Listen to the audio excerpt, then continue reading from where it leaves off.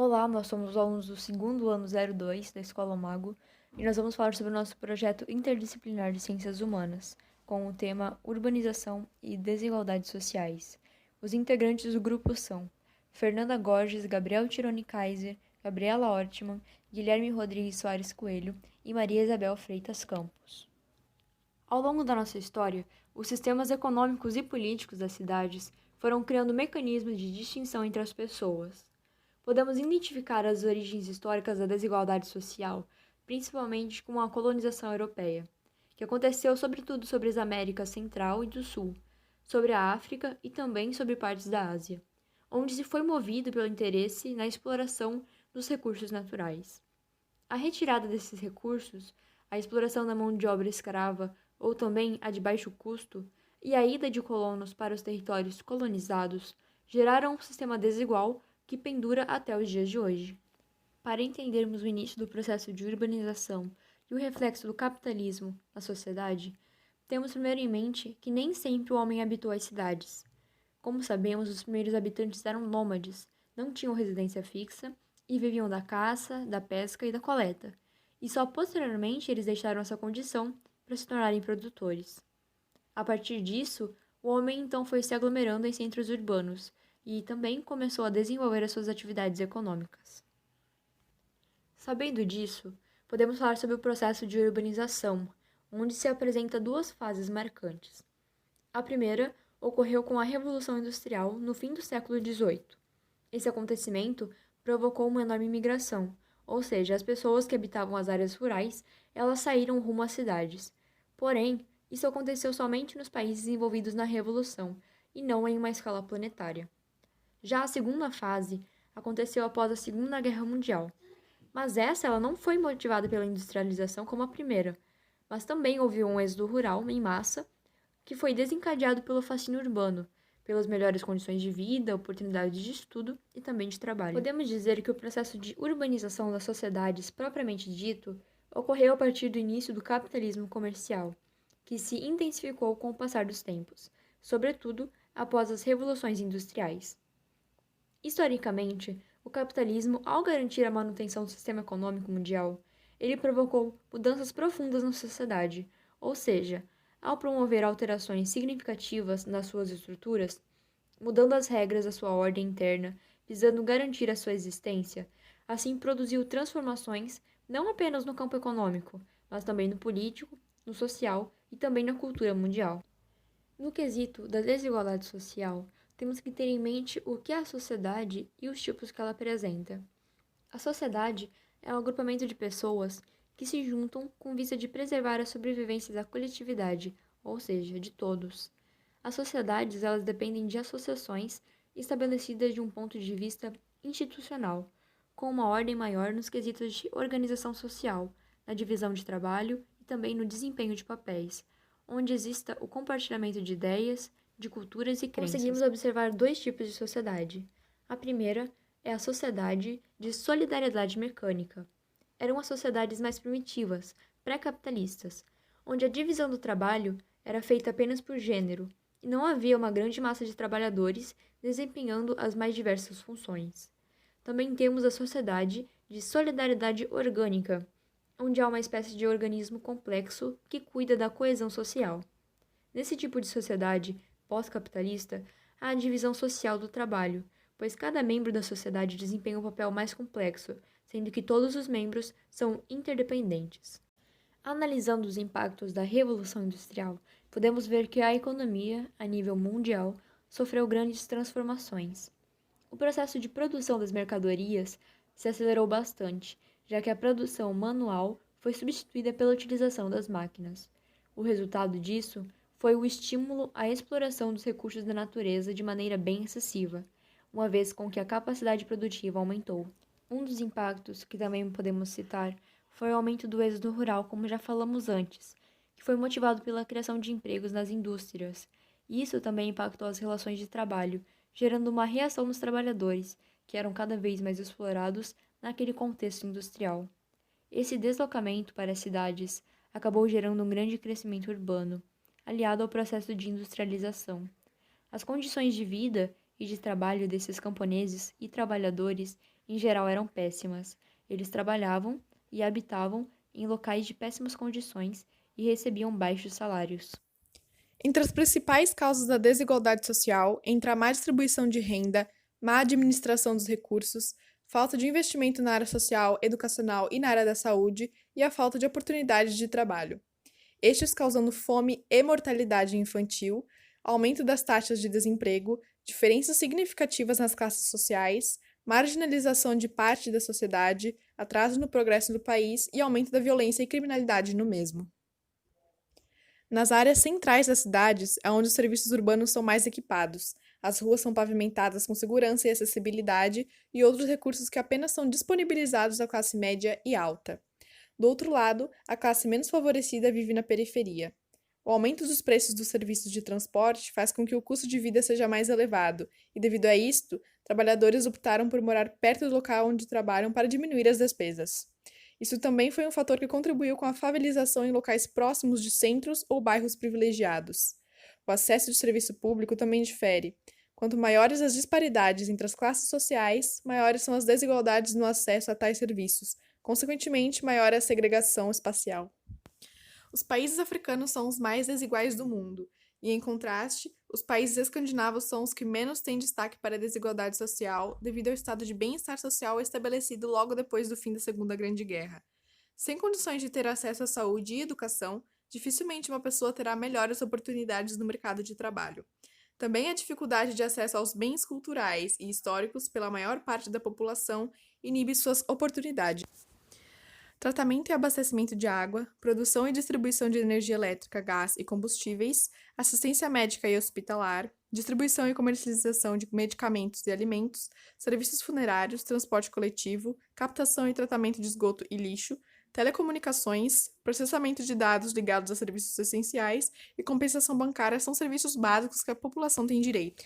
Mas muitas vezes, devido a essas divergências sociais, não é possível obter tais recursos como, por exemplo, o saneamento básico, o qual muitas comunidades pobres ainda não recebem tal, e a assistência médica e hospitalar, que em países como os Estados Unidos e no continente europeu, qualquer recurso é pago e o preço não é barato. Em contrapartida, muitas pessoas que são afetadas pela desigualdade social se unem e criam protestos e movimentos sociais que lutam por seus direitos como cidadãos. Eis algumas ações que podem solucionar tal problema, como, por exemplo, o incentivo ao empreendedorismo, já que em uma sociedade empreendedora todos saem ganhando. O empregador ganha dinheiro e ainda gera empregados. Distribui renda somente para os mais necessitados, como é o caso das famílias que estão abaixo da linha da pobreza. Na situação de hoje em dia, por exemplo, que muitas pessoas de má fé solicitam o auxílio emergencial do governo, tirando a pouca ajuda que as pessoas pobres estão recebendo nesse momento difícil, mas isso também ocorre devido à falta de organização e fiscalização do governo. Investir mais recursos em educação, que seja capaz de mostrar ao jovem que ele é capaz de mudar o rumo da sociedade em que vive. Podemos destacar a atuação dos jovens no campo da ciência, com invenções e descobertas, que geram muitas oportunidades de trabalho. A nossa sociedade é gerida através de um sistema capitalista que visa lucrar em cima da mão de obra dos que estão abaixo na pirâmide social. Por sermos divididos em classes pelo fenômeno da estratificação social, a divisão de tarefas tem importâncias e remunerações diferentes. O conceito de classe social passou a ganhar destaque na sociologia ainda em seu período clássico, no século XIX. O filósofo, sociólogo e economista alemão Karl Marx dedicou-se a estudar o fenômeno das classes sociais e a interação entre elas. Para muitos sociólogos em geral, a estratificação social é fruto do capitalismo e da intensa divisão social do trabalho produzida por esse sistema. Não é possível, nesse sistema dividido, haver autossuficiência de um indivíduo, pois, como o trabalho é dividido, diversas pessoas exercem diversas atividades diferentes, gerando um sistema que cria as classes sociais ao estabelecer diferentes valorizações e diferentes níveis de importância das atividades exercidas. Por exemplo, o dia a dia de uma indústria. Ao dono da empresa, o engenheiro de produção, o operário, o faxineiro e o médico que pode cuidar da saúde de todos os descritos nesse exemplo. Todos eles têm diferentes níveis de instrução e diferentes níveis de trabalho, o que, na teoria das classes sociais, sob o viés capitalista de Durkheim, justifica o fato de cada um ter uma diferente posição hierárquica e uma diferente remuneração. Obviamente, o faxineiro da indústria é o que ganharia menos no sistema por desenvolver um trabalho que requer pouca instrução. O operário ganharia um pouco mais, mas menos que o engenheiro e o médico, que têm formação superior e estão na categoria de prestadores de serviços. Já o dono da indústria seria o que possuiria maior remuneração, mesmo sem ter, muitas vezes, um nível de escolaridade compatível ou superior à escolaridade do engenheiro e do médico. Isso porque ele é o dono dos meios de produção e tem direito ao lucro obtido pela produção da sua indústria. Numa sociedade capitalista, somos divididos em duas classes sociais fundamentais: a classe daqueles que são proprietários dos meios de produção, os burgueses, donos do capital, ou, por exemplo, o dono da empresa que citei anteriormente, e a dos que possuem a força para o trabalho, os trabalhadores, no caso. Na ótica marxista, a burguesia estaria usurpando a força do trabalho das pessoas por meio da exploração de sua miséria, para conseguir fazer com que esses trabalhadores gerem lucros para o próprio burguês. Dessa maneira, não haveria, e realmente não há, mobilidade social quase nenhuma, pois as pessoas eram exploradas e não tinham condições de caminhar entre os estratos sociais e ascender socialmente, sendo exploradas pela burguesia por toda a sua vida. Entrando no assunto de mobilidade social, que é nada mais que a possibilidade de indivíduos e grupos mudarem de posição na sociedade, é impossível não falar da exclusão social, que é a situação em que indivíduos ou grupos são impedidos, total ou parcialmente, de usufruir a vida em sociedade do mesmo jeito que os burgueses têm a opção de usufruir. Um bom exemplo disso é a sociedade brasileira, em que uma mulher negra e pobre está muito mais sujeita à exclusão social do que um homem branco e rico, devido às relações étnico-raciais e de gênero historicamente desiguais no país. Um outro bom exemplo disso, aqui no Brasil mesmo, é que enquanto alguns cidadãos têm acesso a moradias seguras e a condições dignas de sobrevivência, outros se veem forçados a morar em regiões sujeitas a enchentes, correndo o risco de terem suas casas inundadas e seus pertences destruídos.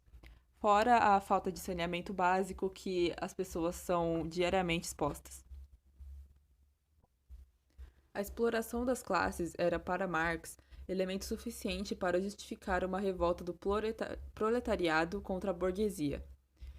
Para os pensadores, após a Revolução, haveria a instauração de uma ditadura do proletariado, que tomaria os meios de produção, as fábricas e a propriedade privada e tornaria esses meios propriedade do Estado. O Estado implantaria um sistema de governo igualitário, com igual distribuição de renda. Com o tempo, a tendência, segundo Marx e Engels, era que a burguesia assumisse a partir da repressão, até chegar ao ponto em que a burguesia e a propriedade privada não mais existiriam, extinguindo as diferenças de classes sociais, ou seja, acabando com a diferenciação de classe e, consequentemente, com as classes sociais. A partir daí, não haveria mais a necessidade de um governo repressor ditatorial em um Estado forte e controlador, e o governo tenderia para um comunismo de perfeita igualdade. Num cenário brasileiro, as classes sociais, além da classificação marxista, também são classificadas em classe A, alta, classe baixa e classe média.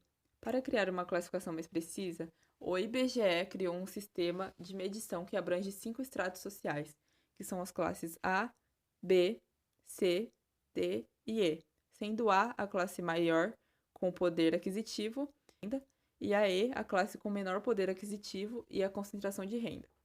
Além do rendimento monetário, são levados pelos recenseadores, os profissionais que trabalham para o IBGE, dados como o número de pessoas que vivem no domicílio, as dimensões da moradia, o acesso à água encanada, a coleta de esgoto, o número de equipamentos eletrodomésticos por domicílio e o número de veículos automóveis e a escolaridade das pessoas que ali vivem.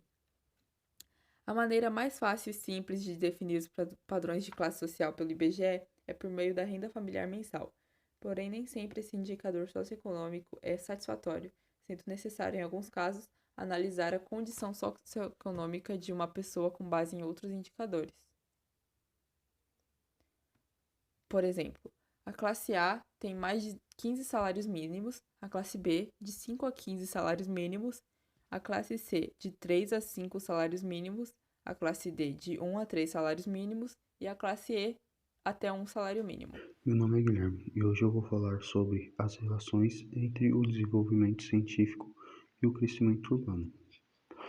Bom, a industrialização está em tudo.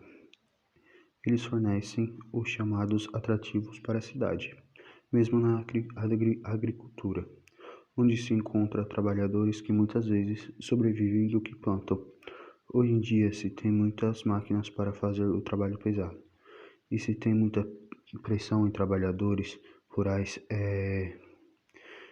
em questão que eles produzem sua própria comida.